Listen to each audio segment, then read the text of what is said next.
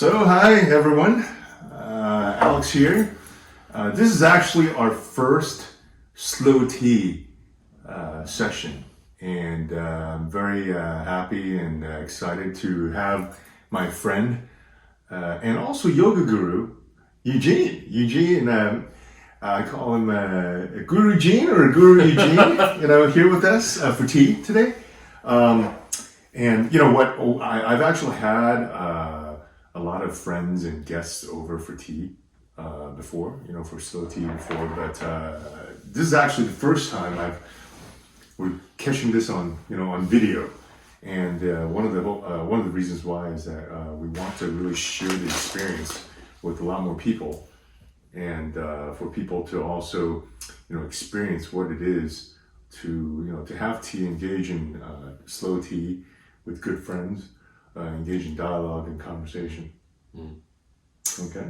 Thank you, Alex. Yeah. And so, Gene, what we're going to do today is I have two teas today that I'd love to be able to share with you.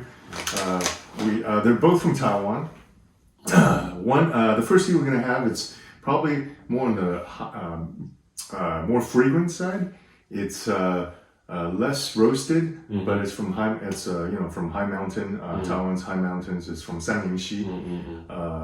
And then the latter one that we're having, it's more of a roasted oolong as well. But they're all oolongs.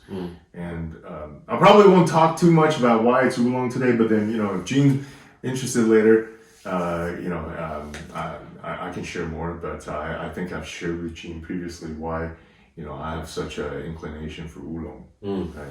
But so what I'm going to do here, I'm going to put a bit of tea into the Gai wine here. Okay. And then Maybe you can tell me a little bit about your tea while we're in the process. So why this tea? I think for me, oolong is very special. Yeah. Because first and foremost, I grew up in Taiwan. So as many people know, Taiwan is known for semiconductors. Everyone knows a lot about TSMC these days. I used to work for Apple, right, in tech. Yeah. But I think the other thing that Taiwan is known for is actually its agriculture, and especially also very good oolong, right?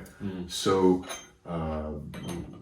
that's why. So I grew up drinking oolong tea, and also for me, the other interesting aspect is oolong is also it's this common thread that binds Chinese people together. I think. Well, being from Taiwan, grew up in Taiwan, it binds the cross-strait line.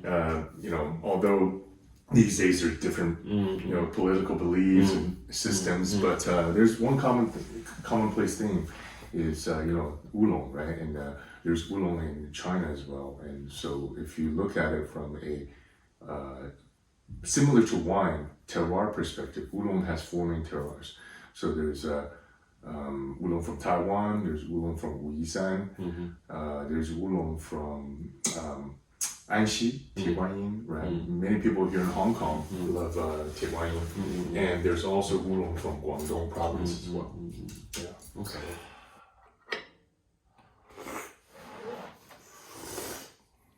Much.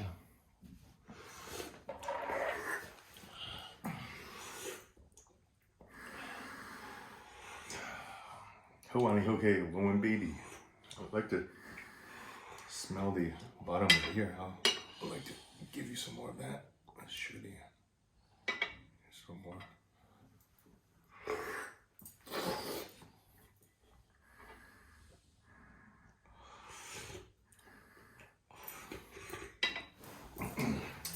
So, Gene,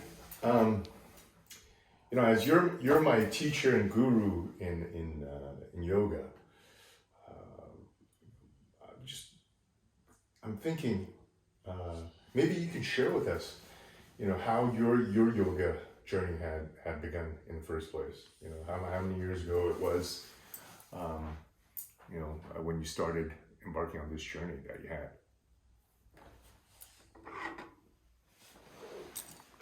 You can edit the in between, so Well,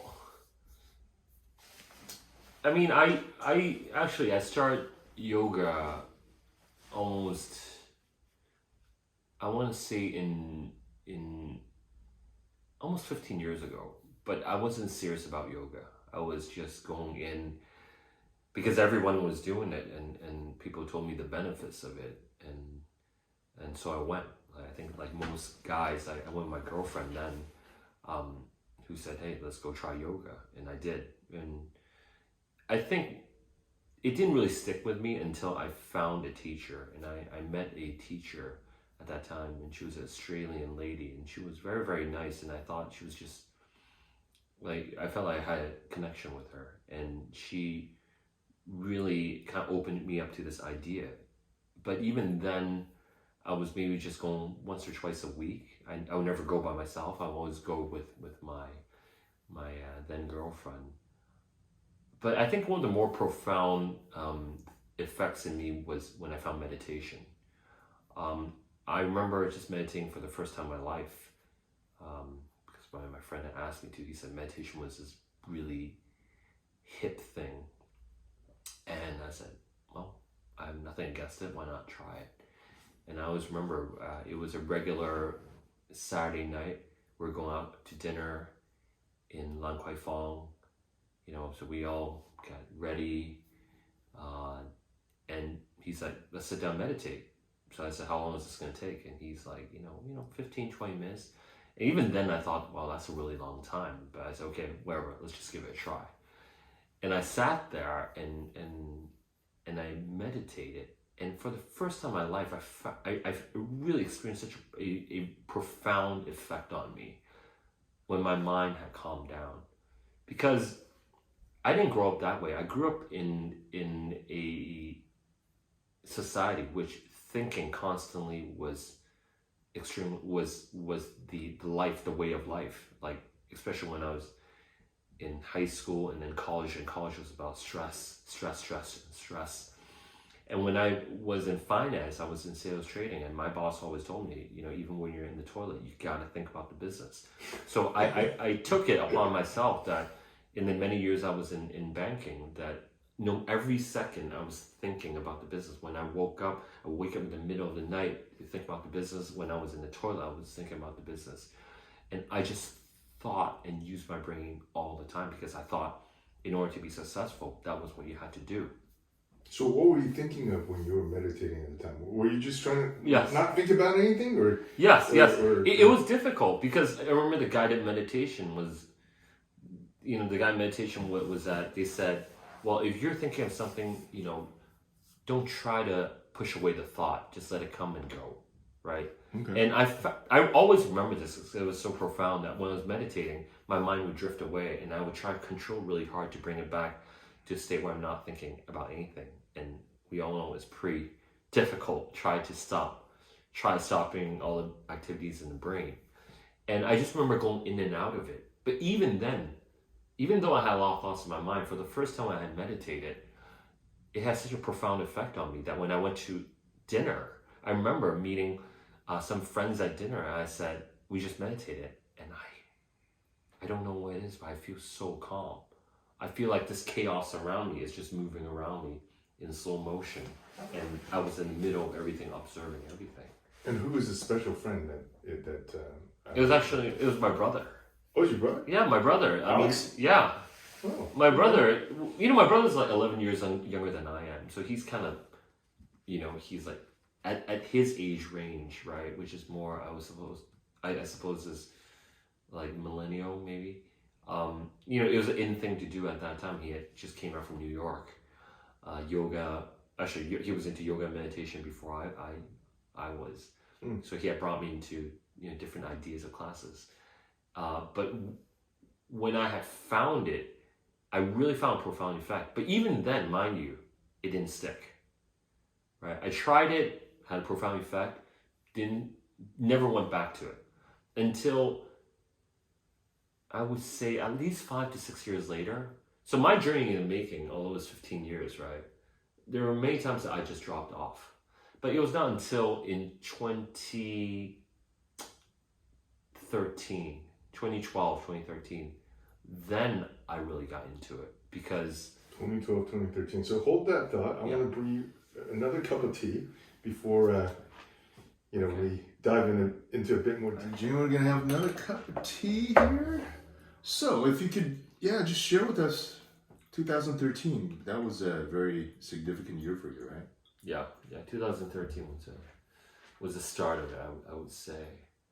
I think like anything else starts with a love story. I had met someone who was quite interested in yoga at that time, and because I liked her, I joined her in her classes to spend as much time as I could with her, and I think at that time I finally had met someone that was inspired for me as a teacher. I really found that yoga was very different from everything else I did. I mean, and I'm a pretty sporty person. Yoga proposed a lot of challenges for me because I was inflexible, and when I became better at it, there was so many poses which I need to conquer, if you will. And of course, some of them were a lot of fun, like headstands and inversions and whatnot. I think it's something that appealed to me. Actually, reminds me rolling back. So this whole journey's been back and forth. Even longer than 15 years ago, I remember 20 years ago, I was in Phuket. And I was with my family on a family trip, my dad and my mom. And I remember specifically seeing this one girl doing a headstand on the lawn at a villa in Phuket. And at that time, that was probably like 20 something years ago, it blew my mind. It never occurred to me someone could be upside down for so long. And I just stared at that. How long was he upside down for? I mean, in my mind, it felt like, 6, 7, 8, 10 minutes. It was probably like a 2. Well, I mean, these days you can do a headstand for 5 minutes if you want to. But for someone who's never seen that before, when I saw it, it was the most mind-blowing thing. Like, I had never heard of yoga, that mind you, right? And I just saw someone doing a headstand. It just a random girl. And as I was watching her doing it, and I probably watched her for less than a minute, but it felt like, the journey felt like it was 20, 30 minutes. So when I had finally accomplished in doing a headstand, I thought, my God, it's something I saw when I was very young, and now even I can do it. So that was such a big accomplishment for me. But the other part of it is that I realized I had mindfulness, and I never knew what mindfulness was until I started doing yoga. It's just that feeling of being grounded and being conscious was such a addictive feeling, if you will, for someone like me who was always on the move, always in action, if you will, always looking for a next high, doing the next thing. I mean, I've tried a lot of sports in my life, but it grounded me. And I don't think I've ever done any sports in my life that had that kind of grounded effect. Yeah. Sure. As I was saying, I have a series of questions that I'm gonna ask you that hopefully, that I'm sure will give our friends a more interesting understanding of who you are as a person. You mentioned that you were a banker before in your previous life. So, how would you real quickly describe, what other people saw you as when you were a banker? How would when you were a banker, how would someone describe you? Yeah. I mean, I wouldn't talk about the positive parts, but I'll say that I was probably very cutthroat, and that I was very decisive. So decisive in a negative way meant that I was less empathetic or compassionate about the business decisions I made, and I was very result driven. Okay. That was me. And for new friends or even strangers, right? Probably not new friends, just strangers, or that you've just met these days, right? Now that you're yoga guru or my yoga guru, when they first meet you, how would they describe you? I think the opposite. Compassionate, empathetic, more grounded, certainly. I think hopefully these are the attributes that I project and things that I do, because this was exactly what my teacher taught me. Mm-hmm. And like, as we're drinking tea right now, we're spending time in reflecting. You know, these are the moments which you get to put your phone down, get people away from you, and for you to spend time on reflecting, self-reflection, much like a meditation. And these demons will pop up. And every time it pop up, when you're in a much calmer state, you're going to observe this and you're going to think, am I going to face it, or am I going to continue to run away from it? Mm-hmm. Right? And there's only so many times you can run away from it. Sometimes the demons are so bad that it'll catch up to you. Right? Yeah.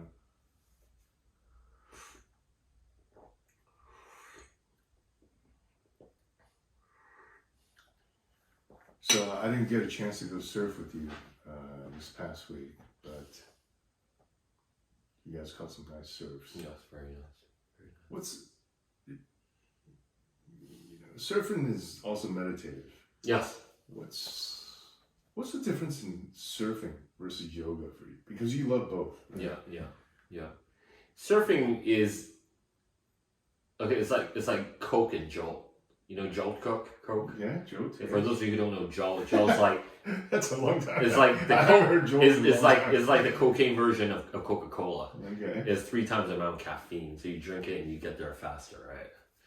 So it's the same thing. If I do yoga daily, and I do, right, to release, to find groundedness and presentness, right? So I'm not thinking about anything else apart from just being here. I'm not living in my mind. I'm living right here as we're having this tea. Surfing is the heightened version of that, because the moment you're in the sea, you know, you're drowning. Waves are coming at you. People are coming at you. You're trying to survive. You know, the way that the media portrays surfing is not what surfing is. Surfing is like a heightened sense of survival, if you will, right? When I'm in the sea, I don't have a single chance to think about anything else apart from surviving this wave that's coming at me, assuming the waves are pretty big, like the other day. So surfing gets me there very, very quickly. But unlike yoga, the effect of yoga is much longer. Like after I do a session, be it an hour, hour and a half, my state of well-being, of being present, of being grounded is much longer lasting than surfing. Right? If surfing is like a slap in the face so that you can stay present, yoga is like a massage into being present. Let me see. What's the typical go-to cuisine, or your Japanese? Yeah, Japanese. To cook? Oh, to cook, I'll do some Japanese. I mean, Japanese can be very simple. So if I cook, Western is probably the easiest if you're cooking for a large amount of people, like pasta and, you know, you bake a chicken or what have you. But I like to do like izakaya style sometimes, because one thing I learned from the Japanese, and if you know me well, you know that I really enjoy the Japanese culture, because everything they do is about perfection. Right? Even if you're cutting sushi, the guy who cuts the sushi has cut for over 40 years on just one piece of sushi, because they really believe in perfection. And one thing that I learned during my time in Japan is the art of slowing down presentness and enjoyment. You know, when they eat, to them it's never just about eating. It's about gathering, like as we're gathering around here for tea. Yeah. It is a ceremony. It's something that people need to enjoy, that people need to show up to. And when you're done eating, you never just say, hey, let's get the check. When you're done eating, someone will suggest, shall we move on to the next place? And that is a sign that we're going to move on. We're going to get the check. So I like this atmosphere. I like grouping people together and having great conversations around the table, whether it's tea or food. Right? I don't want to rush the process.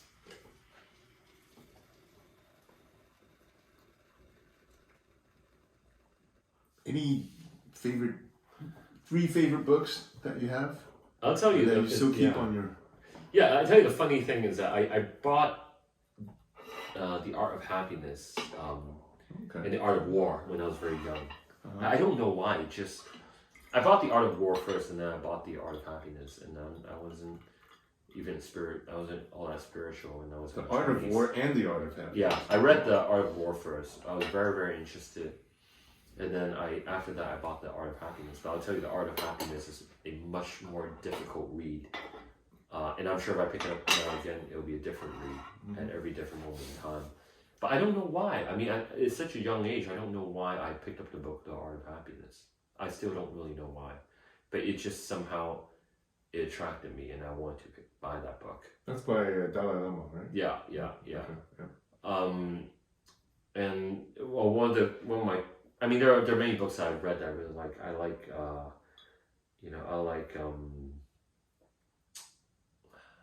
just on my mind, the Japanese author, Murakami. Murakami is good. I like the way he writes. Just expose your imagination. But I'm reading Shoe Dog right now by Phil Knight. I really love that book also because it's a right time in my journey to be reading that book as an entrepreneur.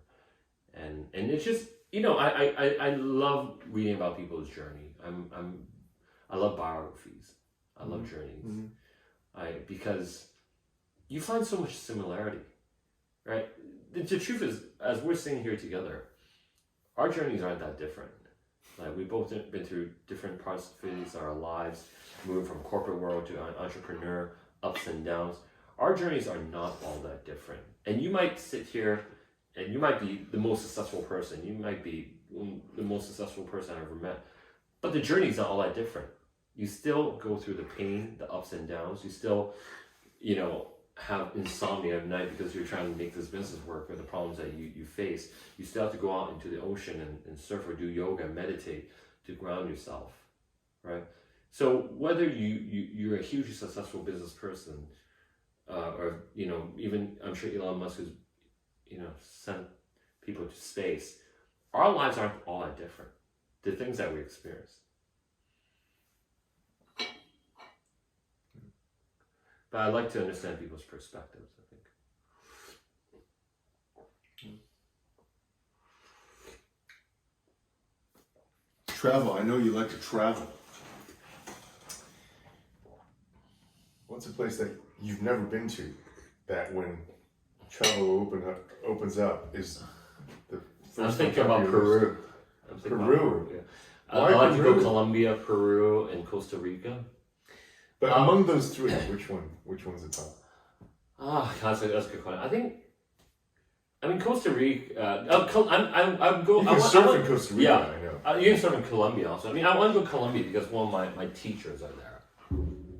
Okay. What kind of yoga? Okay. Mindfulness teacher, and he's Colombian. Okay. He's one of the most senior teachers from my lineage. Also Dharma. Yeah, Dharma, Anjaram. I think he's younger than me. I think he's probably the wisest person I've ever met. And I learned a lot from him, right? And for me, it's about uncovering these gems. So I would go all the way to Colombia just to see him. Of course, Colombia, I think it's worthwhile traveling to and visiting. But I'm going there because I want to see him, right? Specific city in the... I mean, probably Bottega, probably. Oh, okay. Yeah.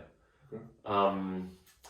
Yeah, so, and I'd imagine, because I've never been, and I would love to go and see. And I think the lifestyle is also very much like the way I like it, very chill, kind of laid back on the beach, takes things a little bit slower, unlike Hong Kong, which is like probably the most fast-paced city in the world. Or Shanghai, for that matter, right? Mm. Yeah. Well, you know what? My original aim was to share with Gene 2 types of tea today, but I think we only had time for 1 type of tea. But you know what? That always then leaves us the opportunity to come back for another session, which is on roasted tea. Mm. And I just want to once again thank you for your time today. Thank you. I think it's very good tea. it's always Without the tea, the conversations wouldn't be this great.